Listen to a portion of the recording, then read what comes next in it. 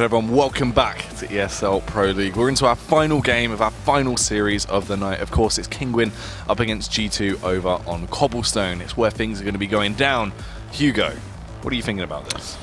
I mean, statistically, Kinguin looking better on this map than G2. That's nothing really to say, though, considering G2 haven't looked good on any maps at all, despite, you know, having this amazing quote-unquote French super team, as we do say. So, at least in that, G2 picking up the previous map, they looked very strong in that sense, and Kinguin looked very weak. But going into this one, just based on statistics, Kinguin should have an easier chance. That being said, on the flip side, again, Kinguin have been playing smaller leagues, therefore inflating their statistics. And I think technically this isn't a great map for Kinguin, despite them being 5-5 on it, as of current history dictates. Yeah, unlikely they're going to be able to achieve too much here. You're sort of, is what you're leaning towards. Yeah, I've got to stick with G2. Okay, coming into that, obviously, Kinguin, they have a lot to show. They're definitely a team that has a lot of prowess. They've caused a lot of upsets in the past, and definitely, you know, they had a good start in the league. You know, they're not one that I'd count out. I did assume Kinguin would actually be able to come through and 2-0 the series. Yeah. I'm honestly still going to say that I think they might be able to do something here over on Cobblestone. Yeah, that's fair enough. I mean, I predicted them to win the first map and lose a second, but that's already flipped it over. But at least I picked G2 for one map, right? So I'll just stick with that. But yeah, a really weird series across the board, because, you know, it's so hard to predict when G2 are this inconsistent. I want to see a few more wins from them, though, in the Pro League before, obviously, they head to LAN eventually, or whatever the next LAN is. So yeah, a few more wins, hopefully in Pro League, maybe against some bigger teams, some teams that we can actually go, okay, well, that's a proper win. Because if you beat Kinguin, you can go like, okay, yeah, you beat Kinguin. That's good, but, you know, let's beat a proper team. Let's beat a top 10 team now, and then you can really prove that you may have some consistency. It's true, but that's what we think that the matchup is going to go down. Like, why don't you tweet us or hit us up on Facebook and let us know how you think the matchup is going to go down. Are you a G2 fan? Are you a Kinguin fan? Let us know. And also, if you are a fan, why don't you head over to the store and grab yourself a jersey? That's a good one. I like slip it in there, you know, yeah, get a bit of rep. That's how I always get it in. Just slip it in, undetected, yeah. Of course. Well, it's the best way. But obviously, as we work our way in, the matchup will be coming up very shortly. It should be an explosive one. It's going to be a bit of a fiasco. I mean, we saw Kenny-esque returning to form actually quite fabulously. Yeah, carrying the team, which is something we haven't seen for quite a while. Obviously, he was kind of, I think a lot of people think, held down on his previous roster with Envy, and now I think coming into this one, he's looking far better individually. It's been inconsistent. There have been times where we were saying earlier, we've seen Shocks do far better than him in AWPing, and I've been questioning why Kenny's been on the AWP so much if he can't hit his shots in certain matches. But that previous map, definitely a new Kenny. Hopefully it will continue into this one. Obviously they're going to start on the CT side where the AWP is a little more prevalent. Over on the T side of this map, it's not as much required, but obviously you can pick it up. You very rarely see double AWP. So obviously G2 are a team to constantly pick up that double AWP. I'm not sure if they're going to be doing it too much when they switch over to the second half of this map. Let's wait and see, though, how this one will actually kick off. The aggression coming out, what seems to be a very fast play situated towards that B-bomb site. Shocks is there, ready to ward them off, though. His USP can be very strong, and MBK will actually show you how to wield the weapon, though. Comes in with the opening 2K body as well, taking down his opponents as he keeps going for these little jiggle peaks. Shocks trying to do some more work right now to try and aid his teammates. Surely Sparrow will fall shortly. It will be body to take him down. Apex caught off guard as he glides through the air with such finesse and such agility. Unfortunately, now he's in a grave as he's been taken down by Rallen. Rallen hungry for more as well, Hugo, as he keeps going for these faces. Rallen executing Kenny S. That was absolutely crazy. Can he get more, though? Looking unlikely. He's had some great shots already, but he's only on 14 HP as he pushes back in towards this B site. This body playing close as well. It's only going to require a single bullet, a single tap from this USP anywhere in the body just to take him down as Rallen starts to round the corner, waiting for hopefully G2 to overface. He could be flanking. They don't know this, but Body's going to work it out in just a quick second. I think he's probably going to go for this peek or Shocks that will at least play that contact position. Then Body will react. There we go. There's the angle on Shocks. Just one bullet. That's all it needs. G2 close it out. First pistol round going their way, and a good start here for the CT side. A fantastic way to kick things off as they just batter their way through. It's been fairly effective so far. They need to keep it up, though. That's the thing. That aggression coming in, it looks good in their pistol rounds, but we always have these moments where G2 can come in with a very strong opener and you think, all right, that's it. They're going to come in, they're just going to destroy everything that gets thrown their way. And then they crumble. And Kinguin as well, when they're on these Tech 9s and these 4-spies, they always still have something up their sleeve. They're never down and out. Oh, Apex going for the quick peek as well with his knife, so he can get the information and quickly fall back. He will have spotted out an abundance of players as well. Most likely just going to drop the smoke there that blocks off the arch. There is no reason they want to push through that. Actually, just going to be repositioning with his teammates as the push does start to come in. Very strange to not see this burst B play. It's far more common here on the T side with the Tech 9s. Will to a lot more success, especially against these UMP buys. But either way, they could have some good success considering they have a bit of utility just to smoke off on towards A. The issue is obviously Apex close position here. Plenty of utility for the CTs as well. Nice nade into mid, but barely any damage. Just tags Furlan down a little bit. As you can see, G2 are just going to hold back, wait for Kinguin to bring this aggression. And Miles looks like he wants to go for it. Again, yet to see these smokes be deployed by the Kinguin side. I want to see them before they get on the site, not after. They shouldn't be using them for post plants because there are so many players here to deal with too. In fact, it could be very, very difficult for them to even guarantee a bomb plant from this position. But finally, smokes are going to rain on through. One goes towards the door, and it's going to be Kenny to deny the first two entries down into mid. Bombs dropped, and the rest of them is getting mown down. Lawnmower in action as Kenny, he goes huge. 4 kills. Apex picks up the final one, and G2, that's a flawless round. I wonder what that looked like from his perspective. Thanks, Matt. a little flame on the DL. Crazy stuff coming out, though. Absolutely insane as he just tore it up into that round. That's what you need as well. Fabulous way to close it down early, right? And not only that, that's a good confidence builder for the rest of the team. On those rounds where you expect them to go through with no real casualties and lock it down early, get those opening rounds off the back of the pistol, that's what they need to achieve. They did it fabulously to open that one off. Now they can try and keep the aggression going through as well. One P250. Not a lot of hope. Mihu's already been cornered, spotted out. And Shocks, oh, I like it. Bait play, just dropping the smoke down, pushing ahead of it. They're not going to expect it. And with spraying through the smoke as well, the support from his teammate going to be MBK. That really baits out Kinguin. There's no one there to, pull onto the fishing rod.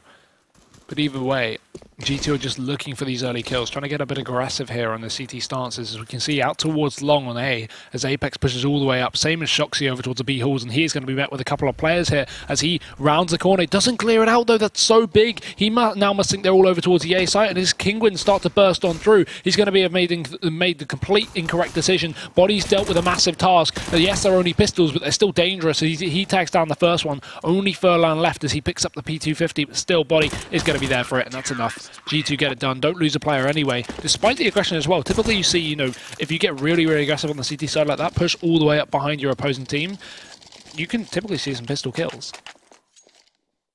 Yep. Usually if you can get in that back line, get the element of surprise, you can definitely achieve something that will at least aid you into the following rounds. Do a little bit of damage, slow them down in terms of momentum as well. But it wasn't meant to be, very obviously, there. They just got absolutely destroyed as they slipped their way through. But this is where the real game begins. They have these rifles, now the buys will come through.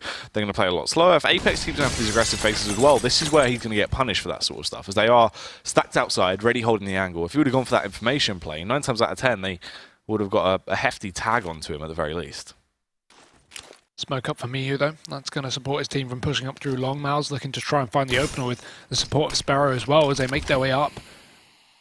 Sparrow instead going to reroute back down towards mid as Mihu takes his position. Kenny as well on this boost spot. Doesn't have to worry about his back. He does have the support as well from Apex, but a long-range gun in the hands of Kenny and a close-range one in the hands of Apex himself. So a bit of a risky position here towards the swap van. Typically you want to play closer maybe towards a plywood, but that does allow you to get picked quite easily, not having the position to back off there as they can chase. In the meantime, just looking to maybe split down through this B site, take their connector control, and then head their way up through mid to A. But it's going to be aggression to bring the fight on the G2 side. We already see this push up and along again. It shocks, as he did in the previous anti-eco. He's doing it again in the buy, but Team Kinguin, they're none the wiser. They have no clue what's going on. And while they won't be hitting in towards this long area for the time being, later in the round, Shocks is going to have a really quick path to backstab. Holding their ground in the meantime, though. They have to light the fuse soon, though, and try and make their execution to the bomb site. Shocks playing up close to Bustle, gets the opening frag, but switches out, throws his weapon away. It slips out of his hand. He's all greasy. That's going to be unfortunate. Now falling over to MBK on the bomb site, trying to hold them back as the push starts to come through. What can he actually achieve? Hammering down, but cannot. Best Splero Furlan as well. The headshot upon Kenny. Yes, Apex is going to be executed. He's not the Apex Predator today. Falling just left on Body. Miles out of position. Trapped so far away. Sparrow, he's had a hat-trick into the round. He's aware of Body's position as well. Here's out those footsteps thanks to his Logitech headset and takes him down. I don't know why Shocks changed gun after getting one kill. That was really awkward. Yeah, that's at least check the angle, right? And then you can change. He could have at least got 2 or 3 kills. Was more panic in that scenario. Yeah. It seemed like it was sort of a panic misplay that's come out because he literally launched his weapon away, trying to grab the second he got the kill. Yeah, he must have thought they were maybe a little further back, and he had time to quickly do it and then shoot one out, or maybe even muscle memory, just quick get a kill with a UMP, swap out to a better gun. But it's really going to throw away their round. He could have either got 2 or 3 kills there. That would have been perfect. Now, I was confident he was going going to completely mow them down with that weapon at close range. Either way, he's going to be back on the orb this time. Confidence as he peeks out towards A-Long.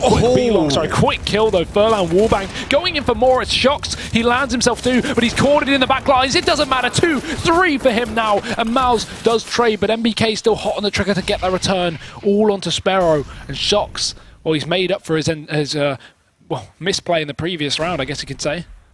That was crazy. So brutal there. The opening frag was just so fast and insanely furious as well as he was able to do that, leaving just Sparrow now left on a 1 versus 4.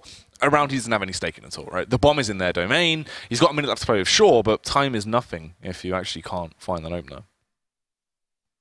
It's easier said than done, especially with Shox hitting shots like this, and Apex is actually taking his position as well, maybe expecting an AWP towards the back cubby, or maybe expecting no one as well, but he's going to start hunting, moving down towards long. His body, again playing the stairs position, Flash goes in, allows a double peek, they see him, but he gets a headshot anyway. He doesn't check the left corner, he doesn't know that Apex is still there, and Apex doesn't know that he doesn't know. It's mind games left and right, but MBK still gets a kill as G2, they pick up their 4th round here on this CT side. Great stuff, as you can see on your screens now from Shox. This is just crazy, the fact that he can actually get away with doing this and they don't even trade him. The fact that the Molotov missed as well was pretty crucial. If that went in deeper, he would have just been completely burnt to a crisp. But now Kinguin getting reset after their first buy round. They are going to be left on pistols. Yeah, not a good situation to be in, obviously. These measly buy coming into this round, they should just get torn to shreds. Just toyed with here. Kenny with a very fabulous angle as well. You just hold that, wait for the peak to come through. If they try and take that mid-aggression, you'll be able to beat them down. Aggression being taken over towards B plateau though, where they want to just burst their way through. They do have smokes to play with as well, so if they want to, they can try and divide the site in 2, block off the line of sight to make their lives a lot easier when they tiptoe through. Actually just kind of committing to it though, as they make their approach in, not really going to use too much of that utility. Now setting up, the smokes will come through in the end. Oh, they push in before a lot of them have bloomed though, and these are easy kills coming out. Shox as well. A fantastic one as he lands it through the smoke.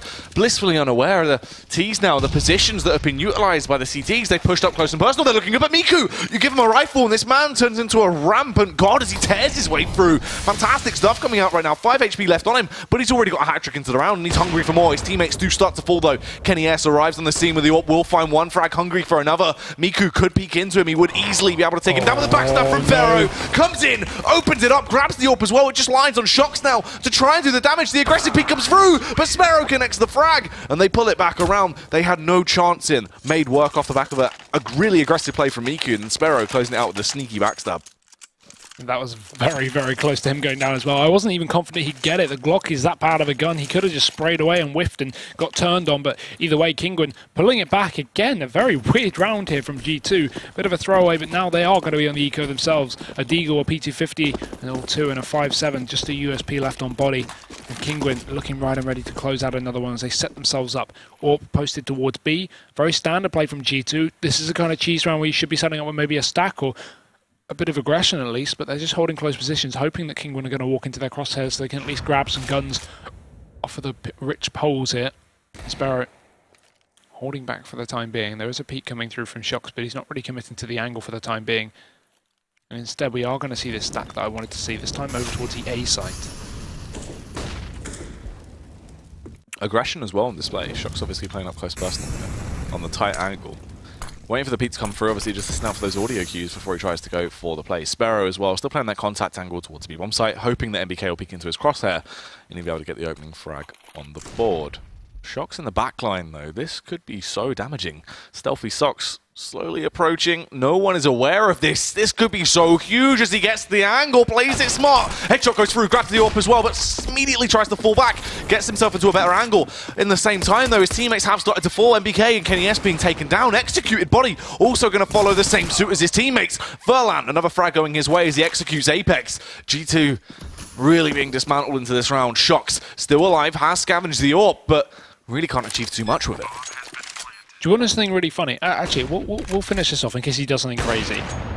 No, he's going to save. Do you want to know something really funny there? I may be looking into it too deep, but this is basically what I just saw. When Shox got that kill, Sparrow, who he killed, was priming a nade. I think it was a flashbang there. So as soon as he killed him, Sparrow with the prime flashbang, it actually dropped and it was active, right? And it damaged Shox. It did 1 damage to him. You can see he's on 99 right now. And instead of carrying on to push long, it seemed like he was going to push long and try and backstab with the AWP. He got damaged by that flashbang hitting him off the player he killed, and he instantly reacted by running back because he thought he had been shot. I think that's what happened. I need to go watch that back, but it looked like he wanted to chase them and then thought he got damaged, so he assumed he had to run back because he was being hunted. That's what it exactly looked like, but I'd have to watch it back to really say for sure. Maybe we can have a replay by the end of the game in slow-mo to actually have a look, because it seemed like he was going towards long. But either way, interesting to say the least. And Shox, he's going to hold on to that AWP. We can pull out the double AWP into this round as well, and Kenny S and Shox both going to be on that. But MBK, dirty stuff. Drop that control, potentially, with that shotgun.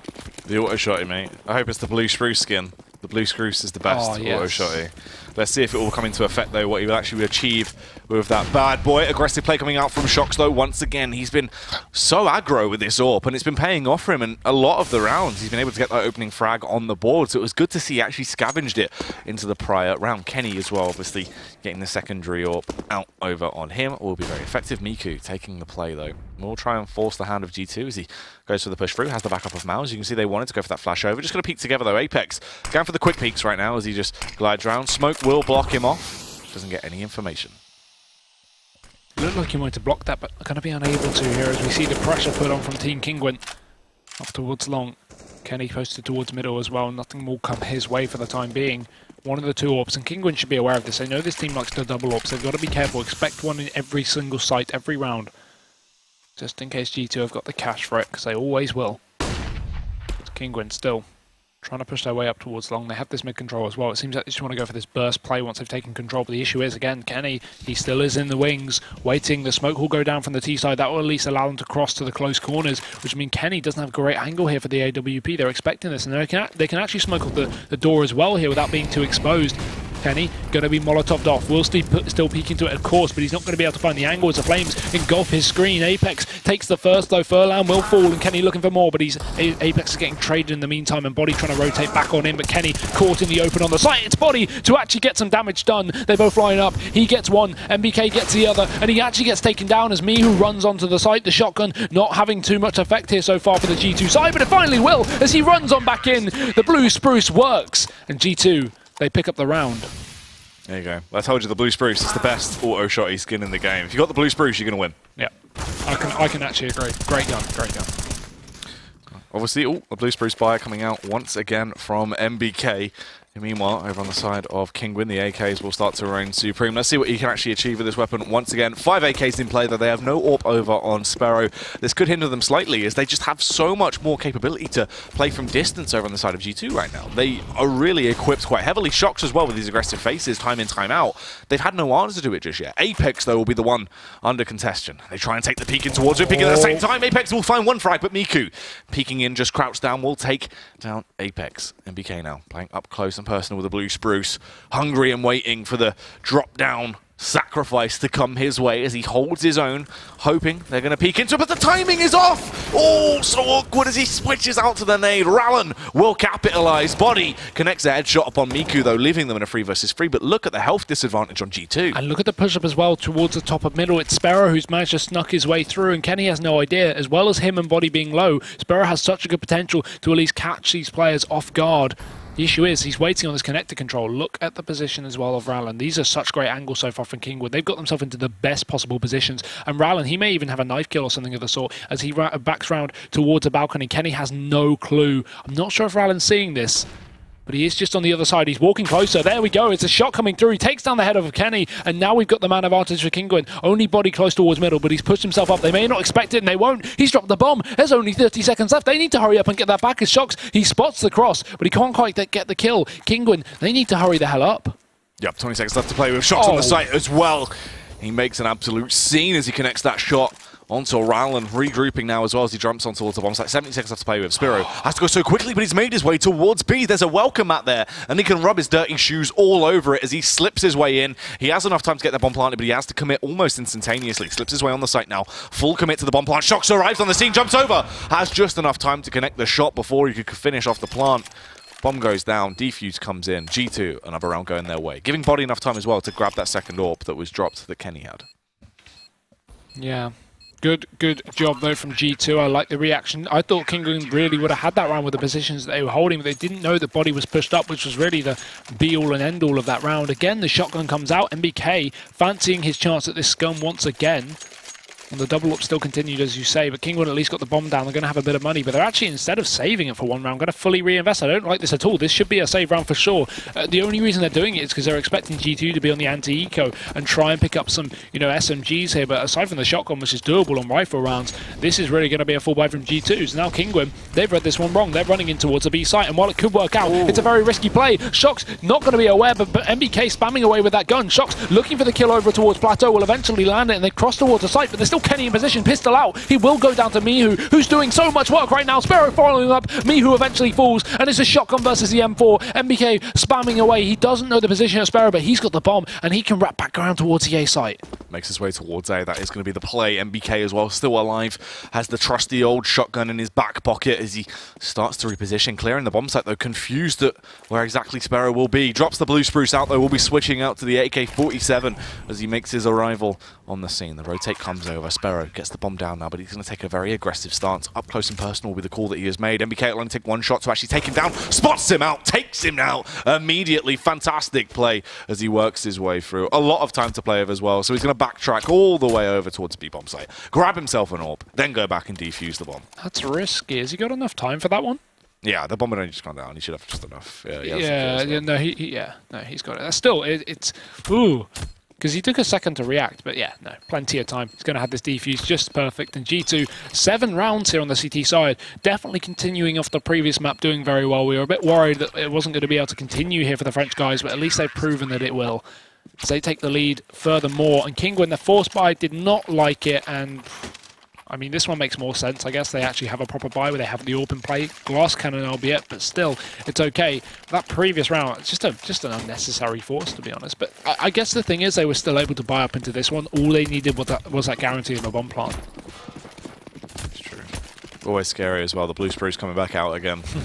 We'll have to see what MBK can bring to the table with that, as we do see a lot of aggression very early on from Kinguin. Shox, though, doing the El Clasico. He's going to peek out, try and ward them off. And the thing is, as well, we've seen the change in their play style. In the past few rounds, they were trying to take that aggression. Shox, absolutely blind, but he doesn't give a damn. Dazed and confused, yet still doing damage. AWP shot goes through, will eliminate Sparrow. That is such a wild opener. Great way to get a man advantage for G2 as well. As Kinguin are left with nothing. They lose the AWPer. Rallan will be picking it up, the typical secondary AWP here for the team, but still, at least he has armor this time. The Sparrow did not. They've got a lot to do as they set themselves up towards long here. We have G2 with a triple play over towards A, a perfect setup for this job, and that's just due to them having the ability to get these frags over towards B. They have Shox holding down on the long area, so really not too scared for the time being. If Kinguin want to commit, Shox will have all the information to work with, and Furlan looking like he wants to split inside of the A site through the connector, but look at the reposition so far from G2. They've moved another player down towards the connector to at least hold it off. I think that's Body there with the M4.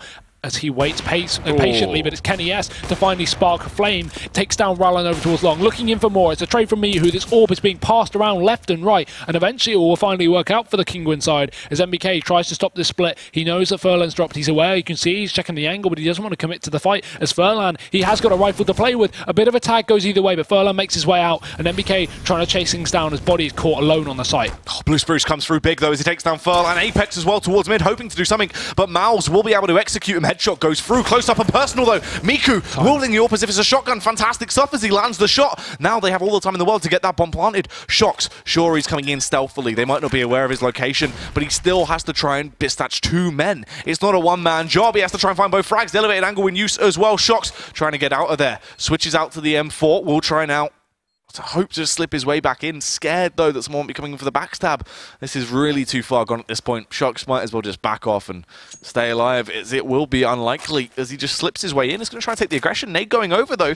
Could transfer a bit of damage. Just slightly missing out on Mouse. This is such an awkward round. Whips out another grenade from nowhere, but there's the headshot coming through from Mouse in the end. Yeah, I like what he's trying to do, trying to hold the back, because it's expected in those kind of rounds where Kinguin know where you are, that you're going to send a player to push him from behind. But because that last player was so low, Mouse, he didn't want to risk it at all, so he just held on to his position. Either way, G2 are just going to fall short of that one. Some good performance from Kinguin, and now we see 4 rounds on the borders. Again, this economy has been very up and down for G2. They haven't been saving a lot of players, and it's been coming down to the clutches that, yes, they have been winning, but that means their economy isn't growing at all. So only after one loss, they're going to be down to this eco now. MBK on armor, a Deagle to support, an Apex on a P250, but other than that, they're going clean. It's Kinguin now.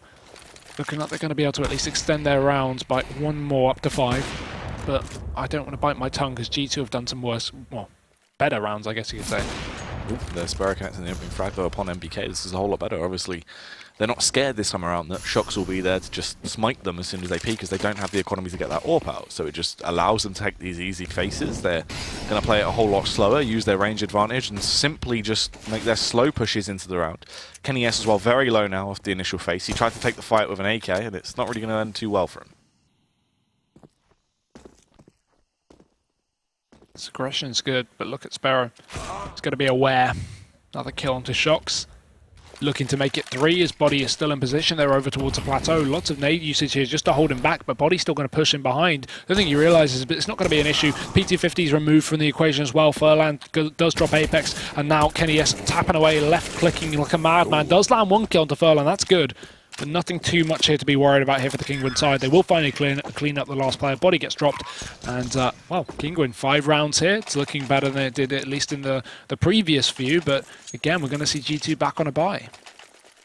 Yeah, the buy coming back through. The thing is, they don't even have enough money to get 1 AWP out, let alone the double AWP setup that has allowed them to be such a insane powerhouse when it comes to actually defending these bomb sites. They've looked on point with it, but now stuck with just these M4s and no blue spruce. I don't like these odds. No, they need that shotgun in their life. It actually has been working, which is quite funny as well. I mean, the Mag 7, far more of a meta gun, and the auto shotgun, a bit risky considering it takes a couple of headshots to even get a kill up close, but I do like it. However, it's just inconsistent, isn't it? You don't want to retake with that gun much as you wouldn't want to retake with any shotgun. So it's very uncommonly bought up. You usually want to stick with the rifle for a more guarantee of a versatile weapon. Either way, Kinguin setting up, once again, outside of B, this time very heavy. No control over towards A, no default setup. It looks like they want to commit, but they're just waiting for G to at least bait out their nade usage. You can see all the smokes have now been planted down over towards B. G2 only have 2 flashbangs to their name. Kinguin don't know that, but they should have worked it out that a few have been used, so they can eventually commit towards the sites, but actually instead going to be backing off in towards middle. We'll see Sparrow fall back. And while the bomb's still in position, Kinguin don't look like they want to fully commit towards B just yet, unless they want to go for that drop-down split towards connector. Yeah, that's looking likely. MBK is there this time around though with the M4. Will it be the same old story? Can he actually defend it as the push starts to come through? Obviously playing anti-flashes. Oh, Rallen! That's such a sick headshot as he takes him down, executing him from the above angle. Miku as well, another frag going his way. Kenny S actually getting tagged down low. Forced to reposition. He's going to get caught from all angles. Sparrow just allowed to snipe him down. Rallen as well, keeping up this reign of terror as he finds a follow-up frag onto Apex. Body is the last man left standing, but he is trapped miles out of position. He cannot achieve anything into this round, and they are hunting him. Full John Rambo is on display as Rallen encroaches upon his home, looking to try and beat him up. Body doesn't want to get bodied though, as he peeks out around the angle. Doesn't hear it. Oh, I think he just spotted his head though. Rallen's going to get caught. That's another kill going the way of G2, but still, economical damage is not going to be an issue for the time being. Kinguin and wrapping together rounds now. They're starting to bring things back in their favor. As 6 rounds is going to be found here by the Polish. And G2, they do not want him to save his gun. Trying to hunt down Body towards the back of Plateau as he still stays in position, not repositioning at all. I can barely blame him. This is a great angle to hold a post plant if obviously the enemies are coming back from the A site. You can peek out towards many different positions, but Furlan is going to find him at the end of the day. So still 6 rounds of Kinguin, not to be too worried, and G2 wouldn't have been able to buy even if they saved a rifle or 2 from that previous one. So it's just going to be pistols here into this one. Not even any armor, it seems. And Kinguin looking to equalize the score. Yeah, Kinguin looking like they want to try and take this at an 8-7 which would be a huge feat for them if possible. I mean, it would be absolutely amazing, would definitely alter their confidence as well going into that second half and allow them to potentially do some damage. They needed a better half as well, as obviously Cobblestone more predominantly T-sided in what a lot of the games we see. Aggression coming out though, let's see if this is going to work out for them as they take the fight towards the B-bomb site. The opening frag going the way of MBK. Rallen with the response though, Mouse as well doing work as he shuts down Body, but Miku starts to go huge, he connects that shot. Rallen, another one on towards Kenny S though, just leaving Apex. Yep, clean round. Apex will get a quick tap there just to close out the last round, but it's going to be Sparrow to finish it off. And Kinguin 7-7 now. This is a very, very close affair, but now we go into the last of the half. It's just going to be a quick pause here, probably from G2, just to take a minute to work out what they want to do. Yeah, tactical pause coming through from G2. They're trying to work out what exactly they can do going into this final round. It is going to be interesting to see how things actually work out. Obviously, some exciting stuff being displayed from either side into this. I mean, G2 into the last couple of rounds, though, have been struggling. Yeah, definitely agree. Obviously, it's still a fairly good half considering this map is regarded to be as a T-sided map. So even if they do lose out in these last couple and it ends up as an 8-7 in favor of Kinguin, G2 can't be too worried. They did find on the previous map I wouldn't have any issues with them at least coming back in the second half of this one. But if they want to close out this last one, they've got to take a minute, and they have. Going back into the game though. Kenny's going to be back on the orb. No armor to support it. Shox can also go for the glass cannon, but that would really hinder their nades. So he's actually going to go safely for the M4. And the Blue Spruce jacket's out once again. Glad to see him back. Obviously, his world tour going through. Love the Blue Spruce. Big fan. Let's see what he can actually bring to the table, though. MBK, of course, he's done a fairly effective job so far defending towards drop down. But is he going to be able to ward them off entirely this time? Will they actually even bring the fight towards drop down? And sure, they only have 2 players situated towards B, but playing more of a slow split and pick default this time around could be the key for Kinguin actually picking this round up. Triple stack towards A, risky, but it seems to have been made the right call for the time being, as Kinguin have got a lot of focus towards that side of the map. Deep into A long, Apex is going to be up close, just on the other side of the wall from these opponents as they make their way down in towards Matrix, trying to clear up middle. We have a close position as well from one of the players on the CT side. That's body put down close in towards middle. Waiting for them to push up. I'm also playing anti-flash with the support of Kenny S as well with the AWP, but he'll finally be probing, hunting for this kill. There's no one there from Kinguin. They're all around the other side of the map as they've started to rotate, only leaving just Mouse alone. But a lot of information gained from G2 on the whereabouts of Kinguin. They've got to be a little bit aware. MBK almost getting timed again, but it's Mihu to drop body in towards middle. A bit too over-aggressive with that angle. He does get dinked, yes, but still a 1 for 0. A favourable kill for Kinguin against G2. And considering Kenny isn't going to be able to trade here, this is quite unfortunate here for the front side. Yeah, not so good so far. MBK backing off as well. Means drop down will be a bit of a leak into this round, and unfortunately, they don't have a plumber on speed dial, so I don't see it getting patched up anytime soon. Shock's going for the aggressive peek as well, but Sparrow is there, locked and loaded. Ooh, he's able to barely get out of there uncontested as he brushed away with his knife. Holding up close and personal with the M4. The kills need to come in. Blue Spruce reigns supreme. Headshot as well for Shoxy. Here we go. Rampant damage coming through. Caught off guard. Actually still isn't punished just yet. They're able to stay alive. MBK as well. Switching out to the scavenged AK. Punishes Miku. Spiro going to go down. Mouse comes over to try and achieve something, but nothing will go his way. His head bitten off by the Apex Predator, and a 7-8 scoreline has been secured. G2 look dominant on their CT half. Can they close it out on the T half though? Let's see after the break.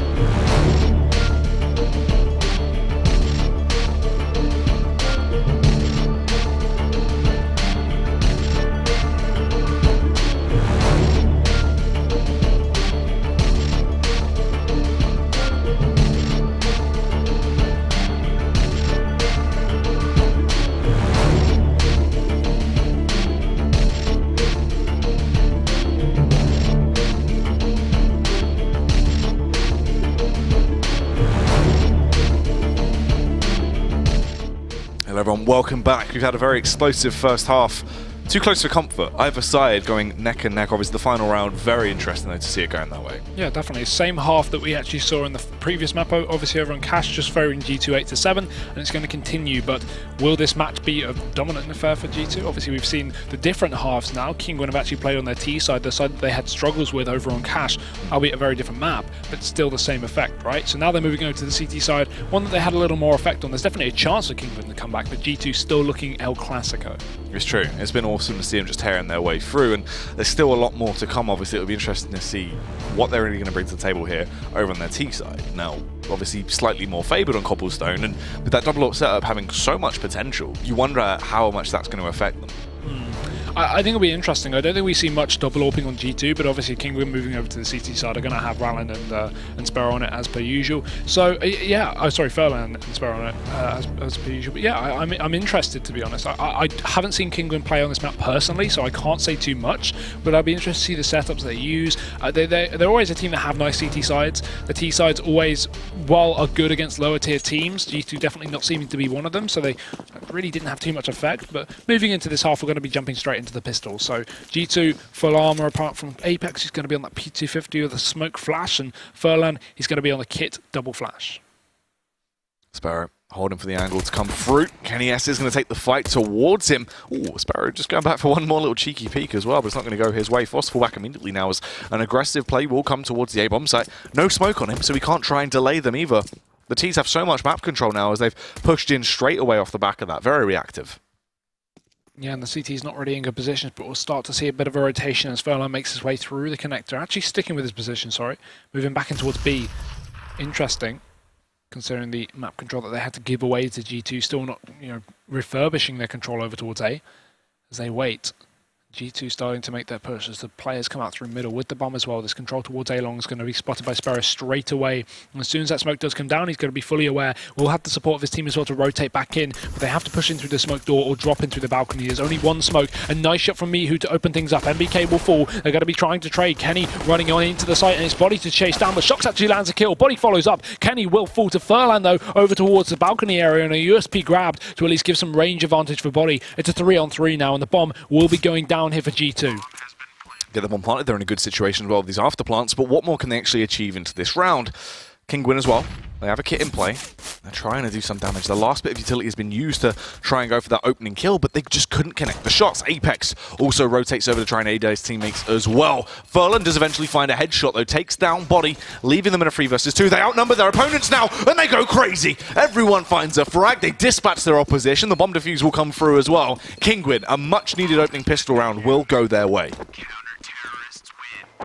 8-8, very important they picked that one up, because obviously in the previous map when it ended 8-7 in favour of G2, they picked up the next pistol round, which really led Kinguin to have nothing into that second half, only picking up 3 overall, and G2 just bodying them. Now, on the flip side, we actually see Kinguin having a bit of an effect, but can they continue it, or will they get forced up? G2 not going to opt to eco in this second round, actually going to be pulling in the Tech 9s, and hopefully going for this burst play. This time it will be over towards A, not B. As you can see, Kinguin are on a very M4 based by 3 M4s, in fact, not even opting for Pharmacist. So this is dangerous for G2, but apparently not dangerous enough as Body opens up with 1. Mihu will spray away, and he prays for 2 as he gets away from that position as well. Only 3 players left for G2. They're going to start to make their way out through the Matrix, and Mihu's not done yet. 2 more. Oh no, only 1 as Kenny denies a secondary, and Furlan holding back towards the car. The range is going to be great on this rifle, but so will Apex's as he removes his head in reduction. 2 players left standing on either side. They're trying to make this work. Rallen is going to reposition. Could potentially have a moment to strike as he looks out across the field. A long distance in play there. Won't be able to connect the shots and does the smart play. Backs off. The T's now as well. Another angle being peaked from Mouse, but once again unable to connect the shots. The smoke goes down to delay. G2, I mean, they've got no pressure on them. They can just chill for a bit. They have a minute left. They can push it anywhere on the map. And frankly, no one on Team Kinguin can hold down anything. If, for example, they have 2 stacked on B, G2 could push A. Or even if they have a split 1 per site, it's going to be very difficult. But look at this push up. Rallen has actually found himself all the way back behind as he makes his way up into these B halls.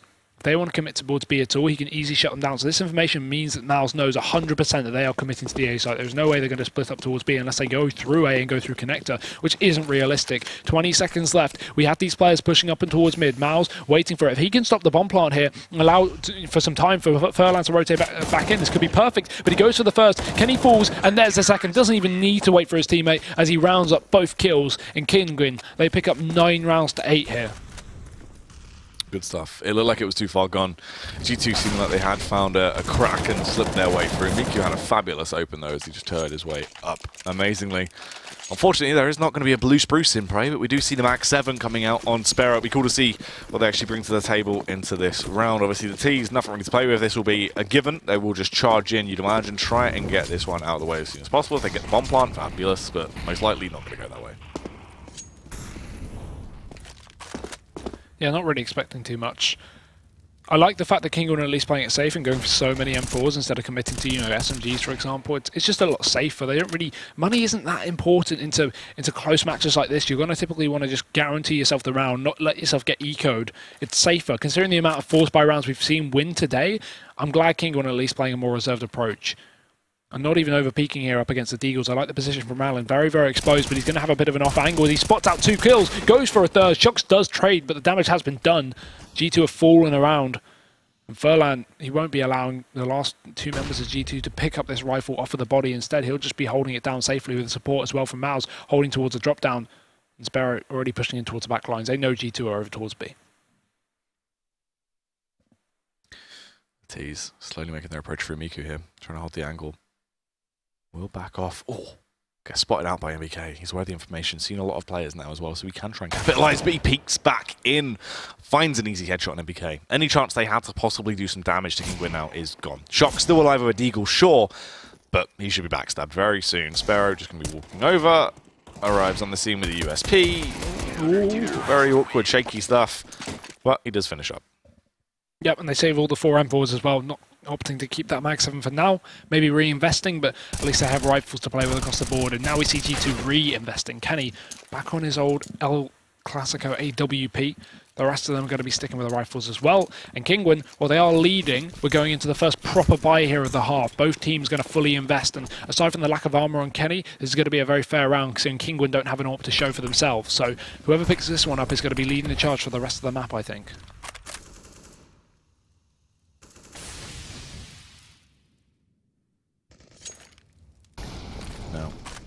Early T-hold coming through as they just wait outside mid, hoping the push will come in. Kenny S. Slow approach up towards mid. He needs to try and do some damage here as he slips his way in through the crack. Sparrow up close though with the M4. Does have the potential to catch him off guard. Nice nade usage as well. Will take 20 HP off Kenny. Body actually gets the opening frag though. That's one better than some damage. That's an opening kill. Apex wants to do some damage as well. Follow suit of his teammates, but unfortunately can't do so. Is executed there by Sparrow. Rallen also very close, getting a lot of information now as he pushes his way deep into the backlines. You can see a big rotate going over as well. 3 players stacked on the A bomb site. So if this push does come in, they are well equipped to try and ward them off and dispatch the T's one by one. MBK on his lonesome with a bomb as well. His teammates trying to take that mid control. Him over situated near Matrix. This could get awkward if they go for a bit of an aggressive play. Miku as well. It's going to be so hard to get past him effectively. MBK now giving his position away as well as he had to throw the smoke out to block off the line of sight connector, and there's Miku. Starts it off with a bang as he peeks out. Kenny S doing damage to Miku. Another frag up on Kenny S. Sparrow though, a 2k of his own, and close it out as he works his way through. And Kinguin keep the ball rolling. 11-8 here. We're going to see a tactical pause now from G2 as they realise they need to get back into this match, and that was their best opportunity to do so. If they could pick up their round, obviously Team Kinguin hadn't built up their money just yet. It would have been G2 to actually, lead the charge for a little bit and force Kinguin into eco. But now the flip side has happened. Kinguin's picked it up. G2, while they've got 2,900 on the loss bonus, it's not enough to fully commit to the buy. And again, it's going to be another round here to the Polish side, I can only imagine, unless G2 force things up, which I think would be unlikely considering they have the buy in the upcoming round. They can go for a quasi, can get some Tech 9, some armor as well, maybe a bit of utility, but other than that, it's going to be a fairly clean-cut round. Yeah, and that's the thing. We haven't seen too much of the actual T side of G2 yet because they've really been in a good situation, right? But it just looks kind of shaky. It seems like things aren't really going their way so far, and they're just sort of trying the same old things. But obviously that does affect them because of their economy. We've only seen sort of 1 or 2 rounds that they've actually had an effective buy. So it'll be interesting to see if that does continue to plague them or if things do get slightly better as we work our way through. Diving back in, obviously, G2 versus Kinguin. It's been an exciting game so far. I mean, Kinguin coming like here, they want to really bring their A game. Let's see though. G2 with a light quasi, as expected. Setting up towards B. Maybe just going for this burst star, coupling to drop 3 out towards long with the bomb as well. Going to be safe, at least trying to get this bomb plant early on, but we do have lots of utility from Kinguin as well as a plethora of weapons as well. 4 rifles, no AWP to at least hinder them into this round, while it could be a make or break. They can't afford to get ecoed here. That would be the worst possible situation for Kinguin because they've invested so much into this, expecting it to be a very clean round. At least they have a bit of money in the reserve, but still not really a viable option. Anyway, fast into B. Apex opens things up. Furlan will respond, and Miles as well supporting. It's Furlan to do a bit more, but Miles actually, getting himself a double. Furlan finally spikes up, and it's going to be all onto body, alone and surrounded. Sparrow cleans it, and Kinguin a flawless round other than the death of Rallen. That's going to be a lot of cash to play with. That was good as well. That was a whole lot better. I mean, G2 previously in some of those rounds where they've actually gone fast and aggressive, they have caught Kinguin kind of off guard, but that time it was smart. Even if they did lose a man, they traded back instantly. It was a lot more structured. Now, though, this is kind of the big dog. This is what we were talking about and waiting for them to get themselves back into. The AWP buy over on Kenny, of course, it is glass cannon, though, so could potentially come back to haunt him if he gets himself into a bit of an awkward confrontation. Meanwhile, everyone else armed to the teeth with those Kalashnikovs, locked and loaded, ready to try and do some damage into this round. And this is where that pause would have been for as well. This is the big one.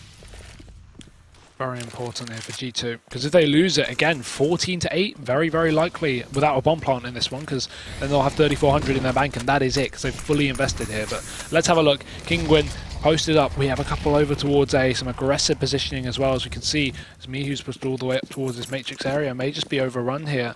As they start to chase him down, he's going to back off lower, and Apex not checking it, but he flicks on back. I didn't even see the reaction, but he hits a headshot as Mihu goes down. Sparrow is going to be alone. We see a rotation back in through the door. Miles is going to be at least here supporting his teammate.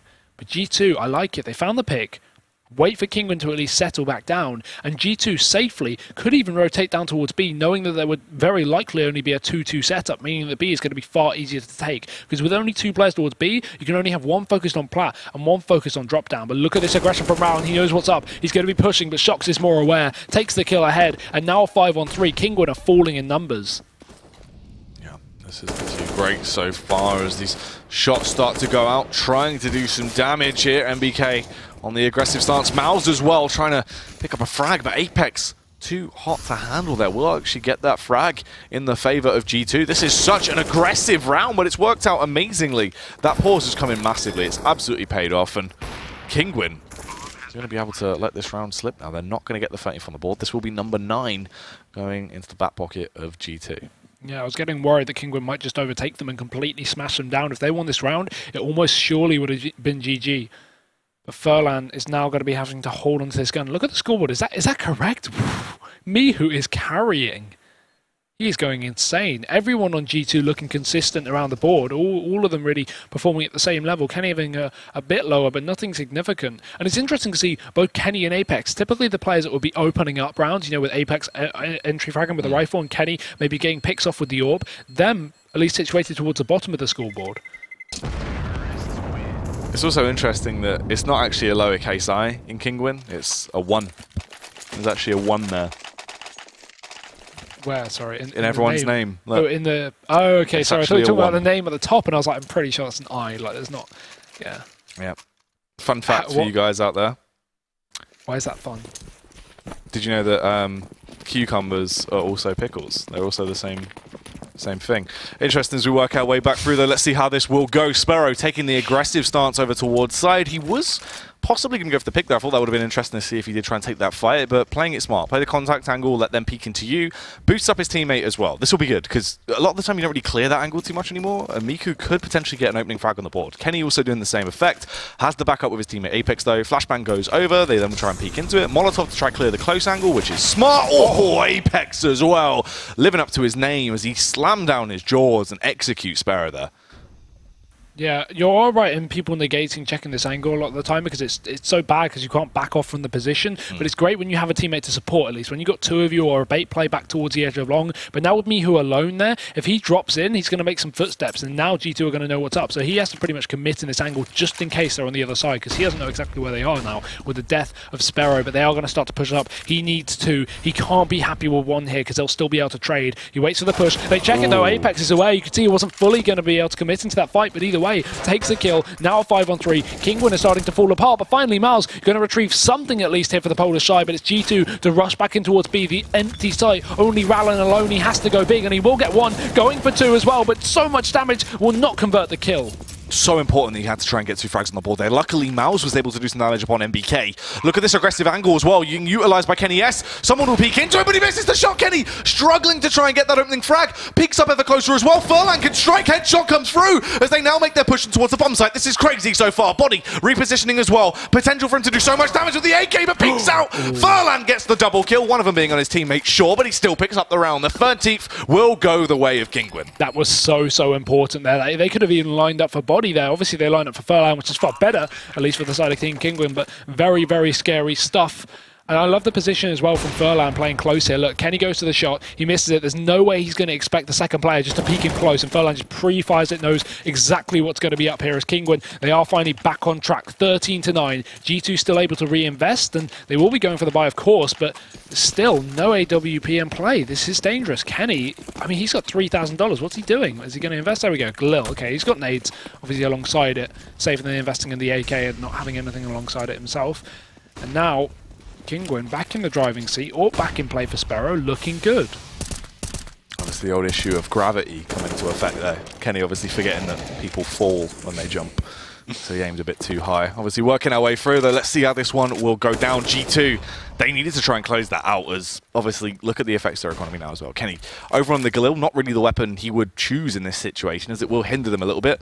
Aggressive control towards drop down trying to be utilized though. A lot of Molotovs being chucked in there to try and burn him in that position, but Miles is playing it back from a far angle. Not from underneath window either, just playing it from drop room as he waits for the peak to come in. Apex will be down there. Apex has been so sick so far with his rifling skills. He's been showing just how crisp he can be even into this, struggling a little bit to find the opening frag. Furlan with the trade in the end though, as Miles did fall. Leaves him in a 4 versus 4. The T's in a good situation into this one as they try and take that aggression towards B platform. Rallen waiting as long as he could before he needed to throw that smoke out to try and burn as much time as possible. Shocks over towards the A-bomb site as well. If they find the kill onto him, it's going to be so important. They're aware of his position now as well. As soon as he's eliminated, they can try and reposition. Shocks almost finding the frag on towards Sparrow. You can see him trying to find their assets to get the kill, but the headshot comes through. Sparrow takes him down. Kenny though, Galil or Orb, it doesn't matter. He is a fragging machine, slips his way in the bomb site, executes Rallen. Furlan coming over as well. Frag comes through as he takes down Kenny S, leaves him in a 3 versus 2. Oh, MBK though and Body doing work right now as the French team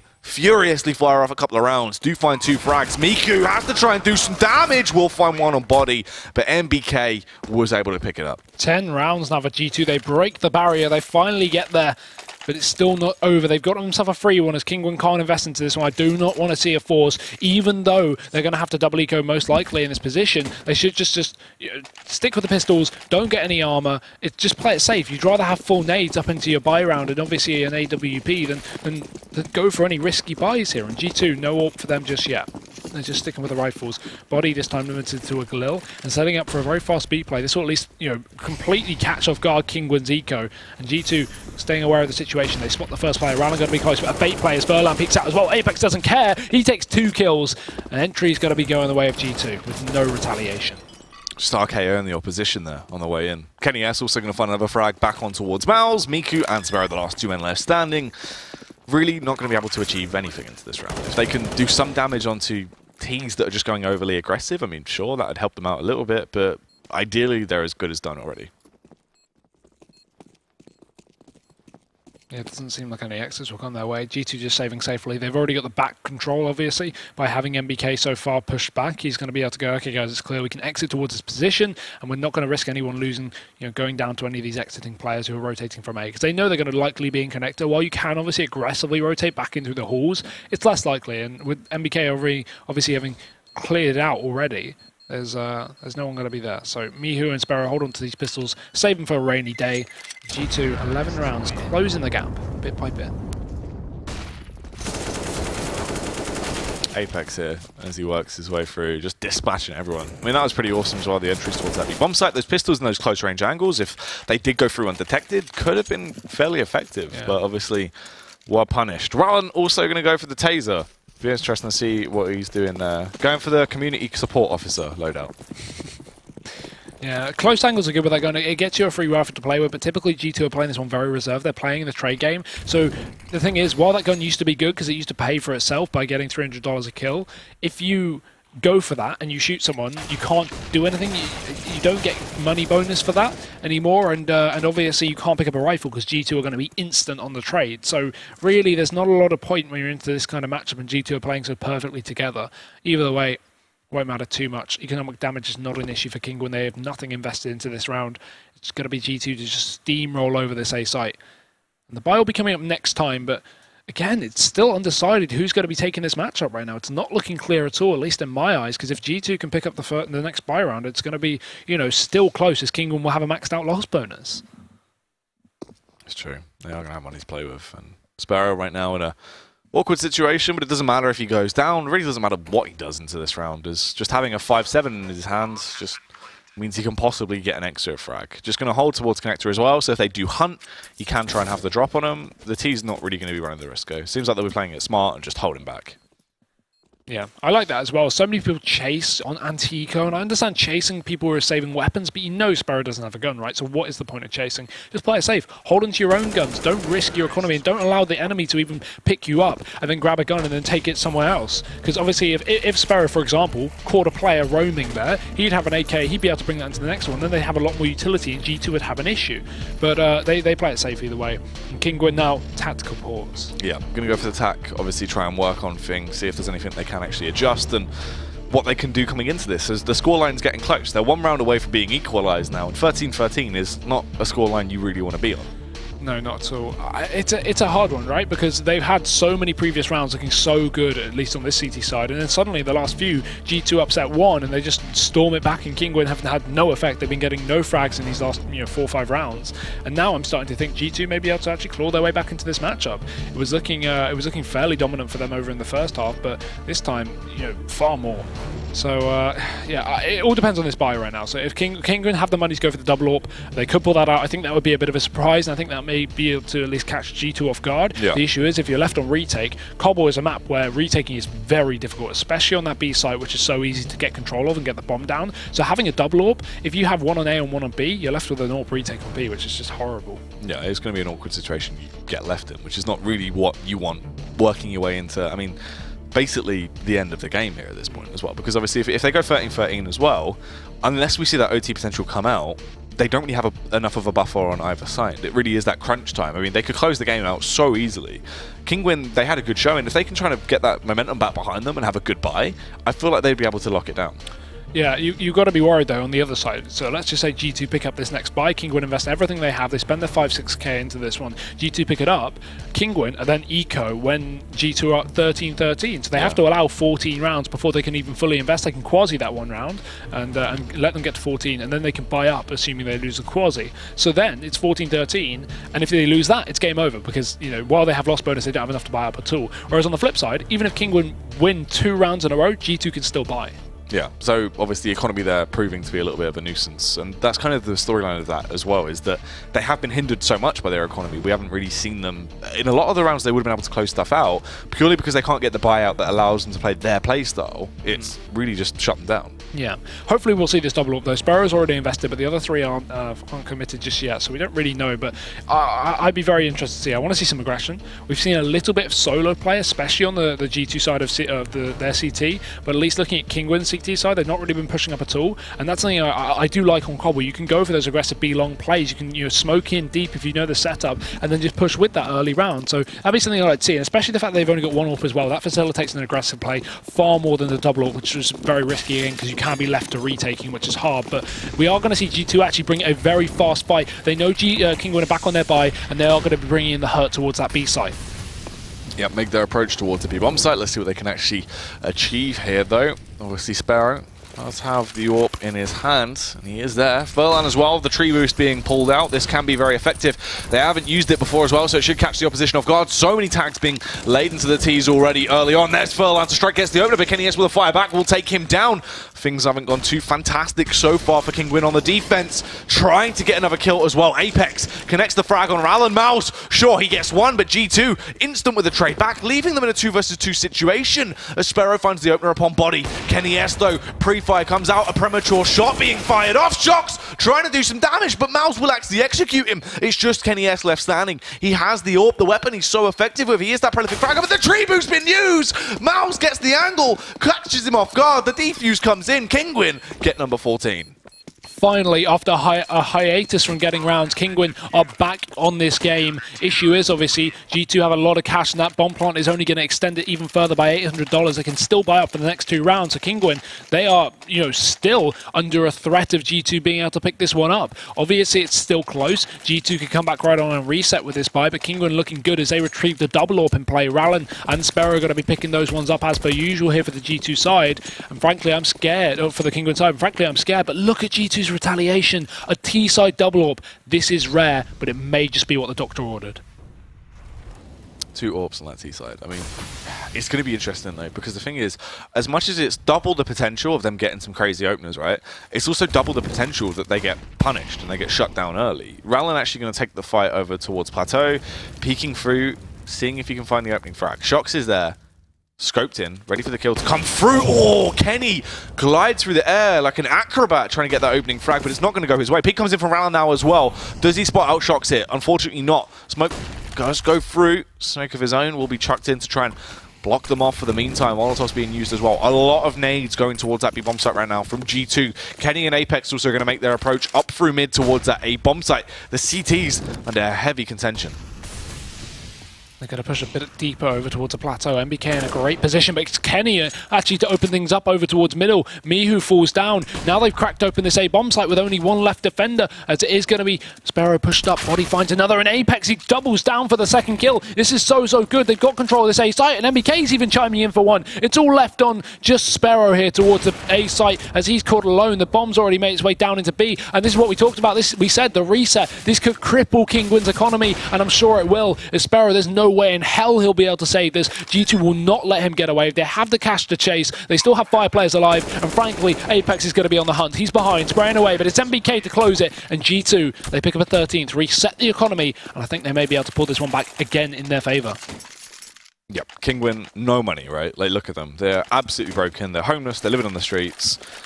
Meanwhile, G2 living the high life. They've got the penthouse. Everyone is happy. The double up setup paid off fantastically. Going into this round as well, it's only going to complement things. This should be a very quick round going their way. They lock this down. They equalize that scoreline once again, 14-14. But this is the thing. At that point, that's when they can keep the pain train going. They're not going to slow down once again. B-Stack has been utilized, though. They will be walking into a trap, but even then, their arsenal is so weak on the side of Kinguin. You've got to imagine that still G2 will find those easy execute frags, working their way around body, scouting around, trying to clear the bomb site. Will come in with the opening headshot upon Rallen, hungry for more as well as they slip in. Apex doing some damage, but Miku showing just how you use a USP. Yeah, 1 quick kill. Shox does refrag though onto Furlan, and Mihu just going to be overrun alongside Sparrow, who will both fall. G2 have equalised this now, 14-14. Their first time they've actually looked like they're going to be able to put this map away, but Kinguin are still on a bye. It's the final chance. The winner of this round is likely going to dictate the winner of the game. But obviously, even if Kinguin pick this one up, they need to keep more than 3 players alive, or 3 at least, to at least have a bit of money to buy up in the final one. Otherwise, it will be Famases across the board. They even crippled on a Famas this time on Mouse. We see a UMP on Mouse, and a Famas on Furlan as well. This is difficult here for the side of Kinguin. And G2, they're not holding back again, committing with this double AWP, posted up once more. And to be honest, even if Kinguin are able to pick this one up, G2 can still reinvest to make it OT. Sparrow, ready for the kills, ready for the frags, waiting for people to try and take the fight to him. He has been the man that can be the difference maker for Kinguin when he has the AWP in his hands, but look at the map control already being taken by G2.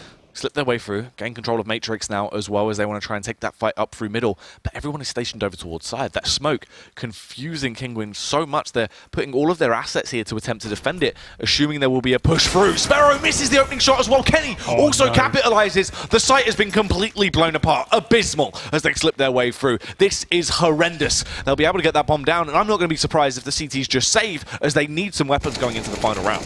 There's no way they can contest this. No way in hell. G2 have got the round under contention. The issue is obviously... Oh, it's a nice bomb plant from MBK. The issue is they've got the cash to chase this one. They don't need to hold on to these AKs, and they can risk it knowing that Kinguin, even if they do get control of these guns, get these AKs in the hands of the G2 members, it's not going to be too much of a mediating factor to win this map here for the CT side. So they're actually going to risk it. They're going to hunt down, not too heavily, as Apex is only slightly clearing out the spawn, but Shox on a Tech 9, he's got nothing to lose. And this is clever actually from Shox. He's thrown his AK away from them. Again, he realizes he can reinvest, so he's just chasing down. Even if the team Kinguin guys kill him, they can't take his rifle, they can only take his pistol. So very clever from Shox. His gun is still lethal, and he's going to be hunting down towards the B site. First man spotted out, and there we go. At really no risk, he takes down Furlan. This is huge from G2. They are chasing so effectively. And Mouse, he refrags, Shox goes down, but the damage has been done. 1 player is removed from Kinguin, and that will not allow them to fully buy into this round, but they have to force.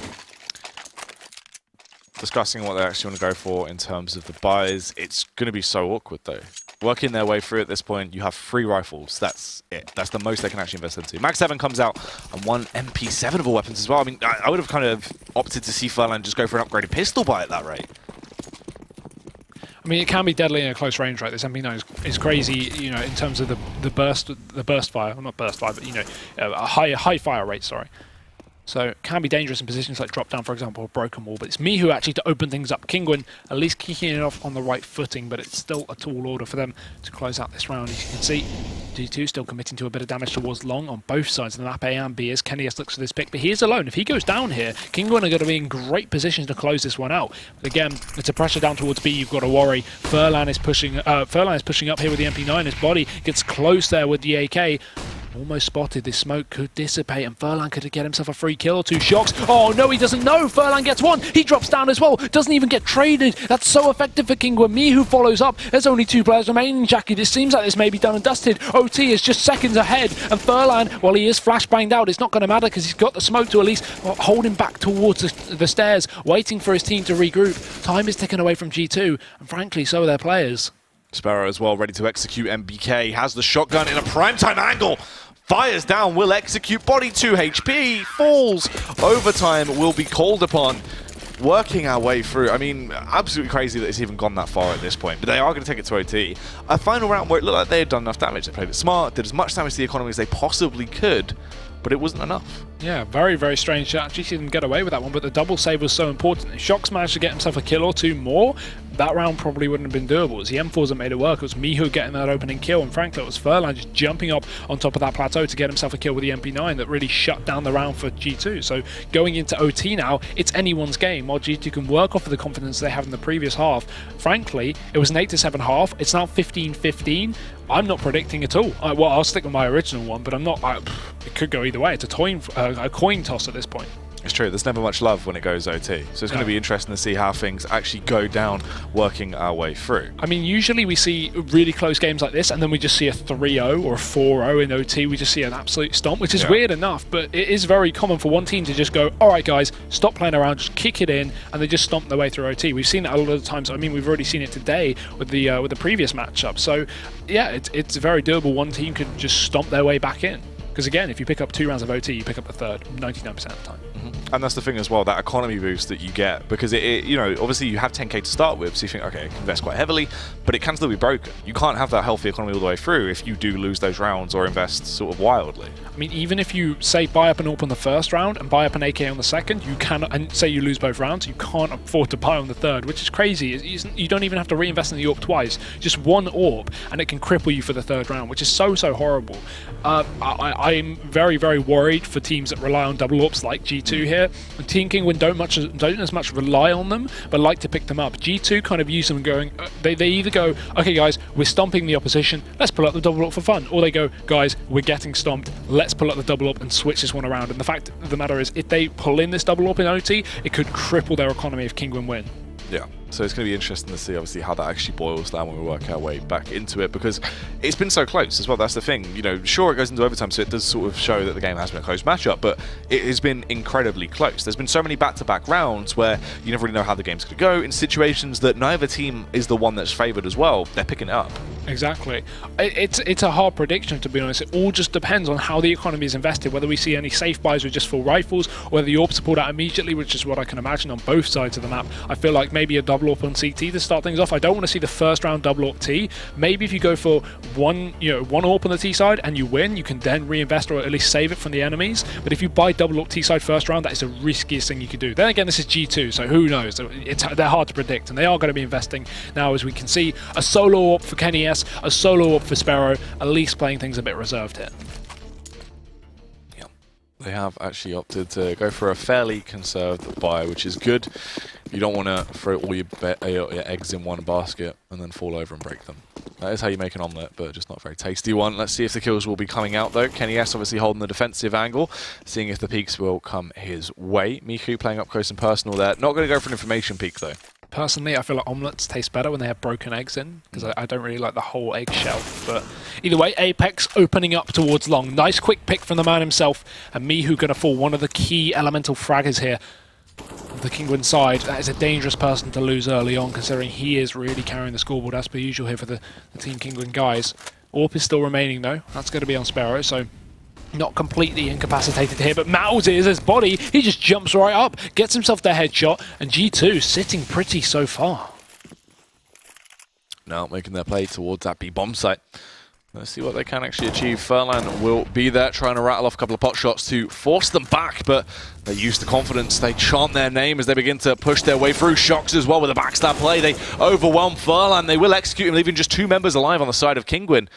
And most likely, they will just attempt to stay there. Stay alive, stay out of position, work your way through into the following round as G2 opening up very, very explosively. Expecting chasing as well, for sure, from these guys. You're going to want to take rifles off, and that's the thing. There's no need for them to drop AKs in this one like the previous one where we saw Shocks chuck over his AK. Obviously, because you know that Kinguin are fully invested, so even them picking up an AK is not going to be too much of an issue against them 4, really. So Shocks already pushing in. Body looks like he wants to hunt a little bit, or at least just clear out this angle towards long, make sure it's empty. But Sparrow's already taken down Shocks over towards middle from the Princess position. 2 remain here for Kinguin. G2 looking good so far. 16 rounds. And Jackie, I said it right before, you sometimes see teams just come into OT after a bit of a shaky map and they just stomp their way through. Do you think that's likely here for G2?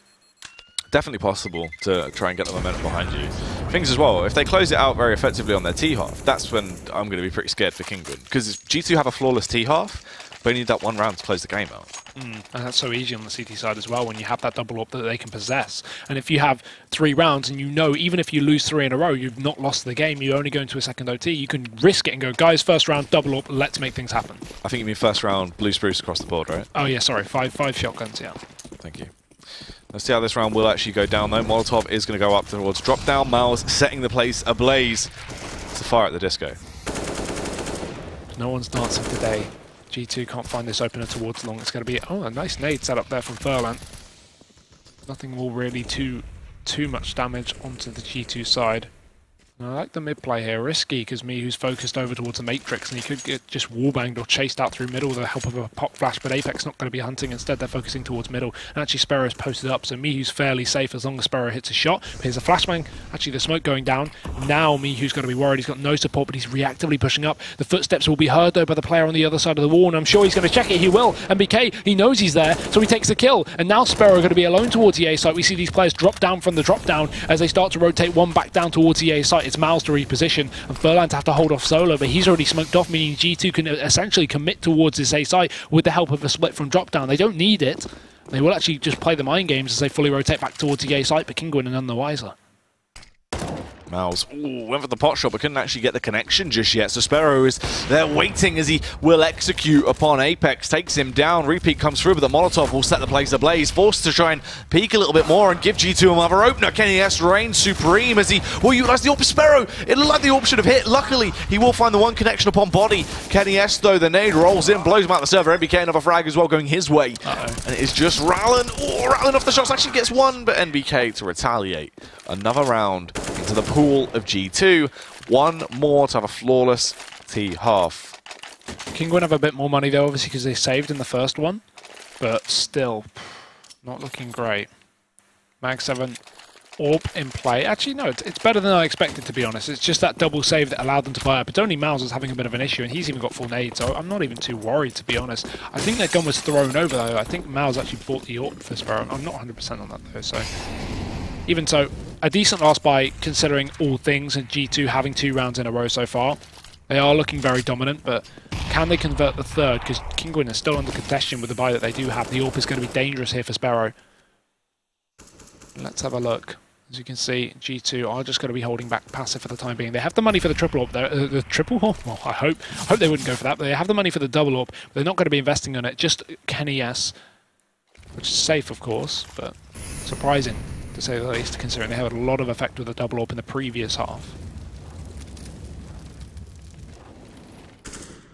Miles trying to be a bit of a nuisance as he holds, waiting for the peak to come towards him. The Mag 7 can pack a very deadly punch. If Apex wants to try and take that fight up close, it won't really favour him in that scenario. We'll just be holding back right now, though, hoping that Miles will get overly aggressive, peek into him, and make a mistake. Flashbang goes through, though. Nice teamwork, but unfortunately Apex is able to do damage. Apex as well doubles it up as he executes everyone in front of him. NBK frag to Furlan, just leaving Miku And Sparrow to try and retake this. A round that looked like it had potential for Kinguin, but it has quickly gone out the window and hit the deck. Great stuff from Apex there. So unfortunate. The flashbang timing on the side of Miles trying to pop back into that drop down there. Going to be turning away as soon as he gets shot in the face. And a retake has to come in. They have to at least attempt it. And Mihu will go further than that. He gets himself two. Kenny S follows up with the AWP. And Sparrow, while he snuck himself behind enemy lines, he's got a lot to do. One quick kill onto Kenny. The Orpa versus Orpa, removing the other one from the equation as he continues his push. A player behind him. He needs to be worried towards a chicken coop. But Shox is just playing it patiently. No need to peek. The time is low. As Sparrow jumps around like a bunny, Shox will eventually peek and make the noise at least. Kinguin miss out on yet another round. It's a flawless half for G2.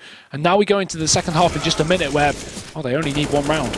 Yep, it only takes one round to shut the game down here. Close it out and get the victory. Now, that'd be huge if they can actually work their way through and do so.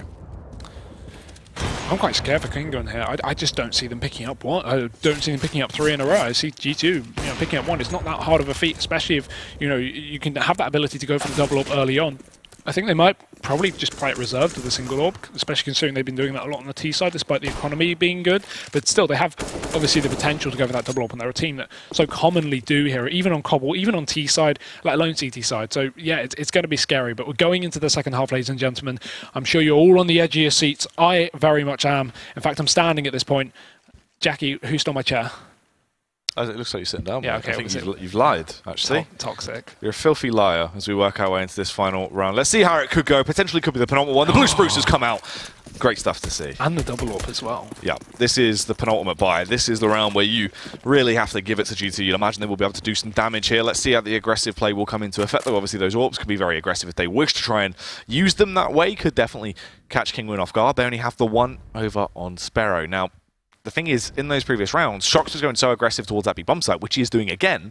Sparrow couldn't try and get any openers towards B, because if he did, Shox would take his head off. This time around, he is taking the approach towards the A bomb site, though. He'll smoke over, flashbang over, allow his teammates to peek, but Kenny's there. Contact Kenny with the AWP.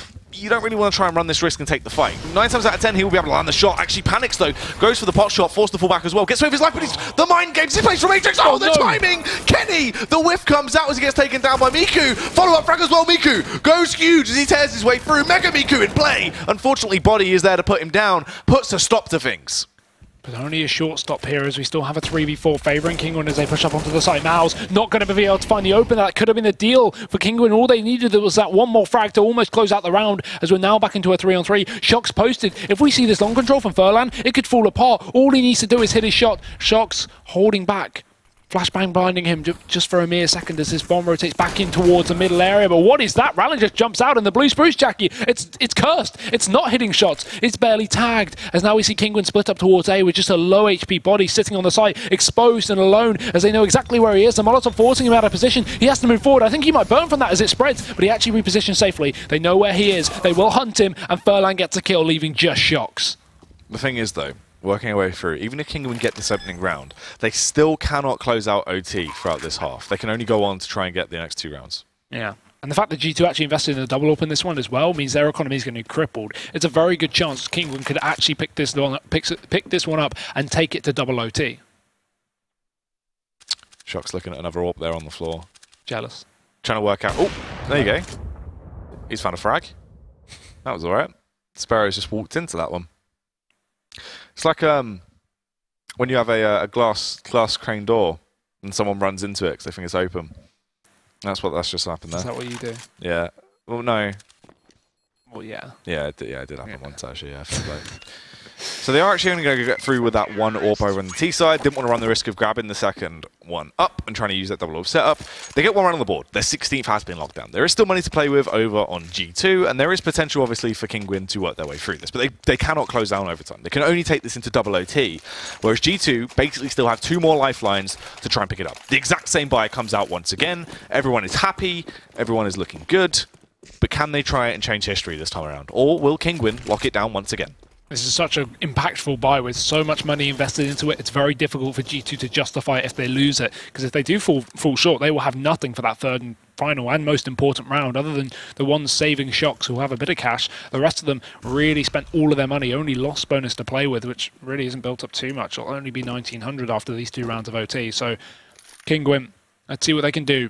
As they post themselves up towards a drop down here. They only have to pick up this one round, and then in Solitude they should be able to close out the third, but the blue spruce is just on the other side of the wall, waiting patiently. But will he pull to a nade in the last second? We've seen it happen multiple times. MBK, he needs the timing gods on his hand.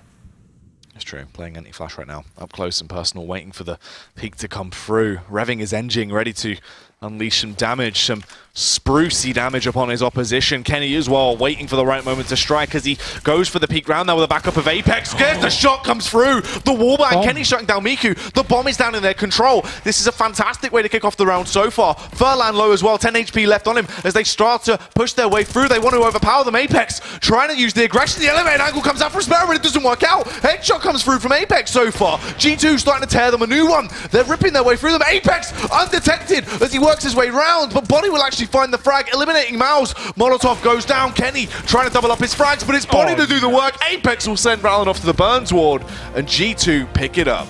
That is a crazy round from G2. They take control along, they get that pick, deep smoke instantly, and instead of just going, all right guys, let's just play a default, wait for the round to close itself out, no, they bring the fight, they all push down towards long, they get that control, and Apex just goes huge to close out that map, especially with Body supporting from the back of Plateau. So great round from G2. We said it ourselves, it was unlikely that Kinguin could come back from a 3-0 deficit, but they had a very nice attempt at least. Yeah, like, it was interesting to see, obviously, as they went. It was so close, though, and so many times. It's just, unfortunately, it got shut down like that. Why don't we have a look at some of those highlights as well, where you can see some of the key rounds that allowed G2 to actually pick up such an important matchup here. Yeah, great performance though from Kinguin. At least we saw the first map, and despite them getting okay in terms of rounds, we were kind of like, not a great map for them, not a great map. They had a bit of an abysmal T side, only got a couple for themselves. So now moving on to this one, I was very impressed that this is the thing. Yeah, we missed it, but yeah, that was the AWP thing that I talked about earlier. But yeah, as obviously they had a bit of a shambles on the first map. Coming to this one, I'm far more impressed with Kinguin's performance. Unfortunately, it won't be enough to get themselves any points. It's going to be G2 2-0ing tonight, surprisingly, to take both maps away. And actually, I'm sure that's going to affect the standings. I'm sure we'll have a look at it in a minute when they're updated. And so I'm very interested to see where they are in the placings now, because obviously I think they'd only won one map in the series so far before. It's true. This is going to affect them quite heavily, obviously, boosting them up. Kinguin were pretty low down the table. They were 13th, yeah. So they actually get to get quite a few points on the board off that. A 2-0 is very important to actually push your way up. Especially in this, this kind of stage, halfway through EPL, there is still time for G2 to be able to bring it back. If they do, for example, what NiP are doing at the moment and start smashing their way through and not dropping maps in series, there's a good chance they could actually pull themselves back into the top 6 to qualify for LAN. If not, if they continue to have the performance that they've had in the earlier stages of EPL, obviously they're not going to make it. So it's very important they start now. Yeah, like this is kind of the go point for them. Obviously, the difference maker with NiP is that's now 6 in a row they've picked up. This is Kinguin getting, G2 actually getting 2 wins, but very, very shaky. They weren't by any means dominant at all. Against the team in 13th place. At least the wins that NiP have been getting have been above, teams above them in the placings. Yeah, that's true. That's kind of the most important factor there as well. And they've been more sort of actually fairly dominant wins coming out for NiP. They're getting better by time.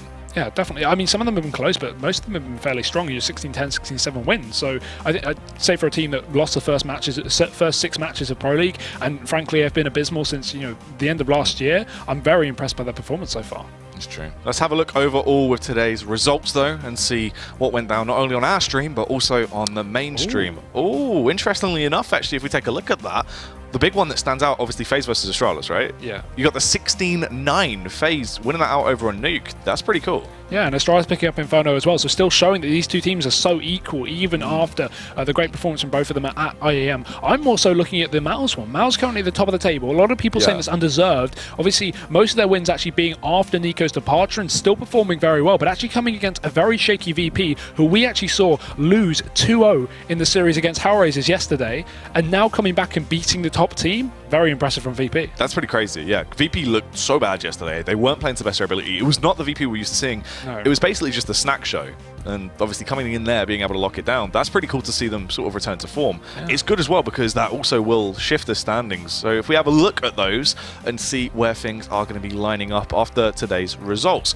look how much that's been affected actually by these results. That's crazy. But look at G2, still at the very, very bottom. I didn't think they were going to be shifted up by much, but I thought they'd at least move a spot. They're still below Kinguin with a 3-8 scoreline. So yeah, I was right, only having won one match before today. Kinguin currently 4-8, so not great. But yeah, North back in first now. Mousesport's actually forced down by that scoreline earlier, and North obviously boosted up by the fact that they won both their maps today. So it's interesting to see the two Danish teams, or two of the three, up in the very top tier of the standings so far.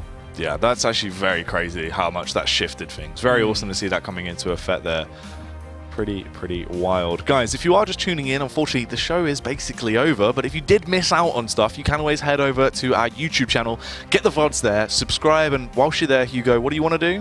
Ring that bell. You got to ring the bell, guys. That's how you get your way in. Obviously, I love ringing bells. It's a good pastime. You might enjoy it, so get on it. It's worth doing it. And I mean, that's the thing overall, though. Obviously, these games were so crazy. All the way throughout the week, we've had some very interesting stuff. I mean, what's kind of been the most important one in your mind? Of matches we've casted, or just matches in general? I think the VP HR game was huge. I think the 2-0, the fact that HR from then on proved that they could be a contender, I think, in my opinion, that was a great one. That's pretty crazy, right? Because that's the thing. With VP actually beating Mouse today, Hellraisers then beating them out in a very effective scoreline yesterday. Yeah. It kind of actually makes you wonder where Hellraisers going to end up at the end of the season. Exactly. It was 2 16-10s, very dominant performances over on Cash and Mirage. So I'm actually really interested to see if Hellraisers are going to continue to keep their spot up in the top 5 or if they're going to fall short. Very, very interesting stuff. Unfortunately, guys, that is all we have time for. But while we're not going to be here for a couple of days, why don't you guys play some ESEA pugs, get some gaming on, and just use some of those top tips we showed you throughout the week. Those flashbangs, they're going to be pretty useful, Hugo. But unfortunately, that is everything. We're donezo for today. Thank you for tuning in. See you next time.